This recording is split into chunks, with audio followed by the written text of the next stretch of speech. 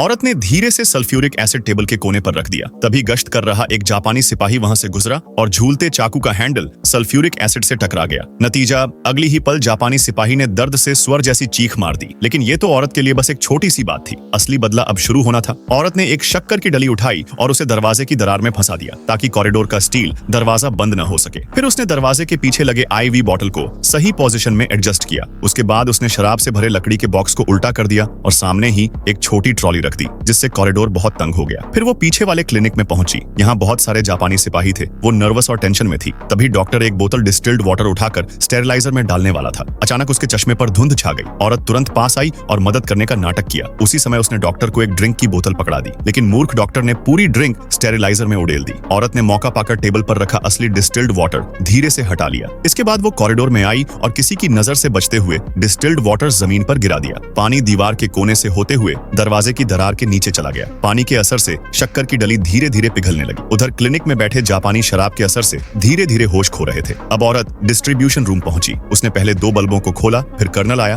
और उसने भी साइड के स्क्रू ढीले कर दिए। उसने मेन स्विच ऑफ किया और औरत ने उसी समय पास वाले फ्यूज पर नमक का पानी टपका दिया। लड़खड़ाता हुआ कर्नल तुरंत चिल्लाया और सिपाहियों को बोला, जाओ डिस्ट्रीब्यूशन रूम चेक करो। तभी दरवाजे के नीचे रखी शक्कर की डली पूरी तरह पिघल चुकी थी और स्टील का दरवाजा जोर से बंद हो गया। अचानक टक्कर खाकर जापानी सिपाही चौंक गए और चीखने लगे। इसी बीच डिस्ट्रीब्यूशन रूम में गए सिपाहियों ने जैसे ही स्विच ऑन किया, पूरे बिल्डिंग के फ्यूज उड़ गए और अंधेरा छा गया। अंधेरे कॉरिडोर में भागते जापानी बेकाबू होकर गिरने टकराने लगे। इसी भगदड़ में शराब से भरे बॉक्स उलट गए। बोतलें एक एक कर गिरने लगी और शराब पूरे फर्श पर फैल गई। कॉरिडोर में अफरा तफरी मच गई। गुस्से में कर्नल ने गाली देते हुए गोली चला दी, जिससे थोड़ी देर के लिए सन्नाटा हो गया। लेकिन तभी डिस्ट्रीब्यूशन रूम से लौट रहे जापानी सिपाही एक जलता हुआ तेल का दिया लेकर आ गए। ये देखकर कर्नल का चेहरा सफेद पड़ गया। अगले ही सेकंड हाथ से वो डगमगाता हुआ दिया छूट गया और शराब से भीगी जमीन पर गिरा। बस तुरंत ही पूरी कॉरिडोर में आग भड़क उठी। शराब ने आग को और बढ़ा दिया। जापानी सिपाही पागलों की तरह चीखने चिल्लाने लगे। चारों तरफ सिर्फ जलती लपटें और दर्द से भरी चीखें गूंजने लगी। औरत ये सब देखकर बड़ी शांति से वहां से निकल गई। उसका बदला पूरा हो चुका था।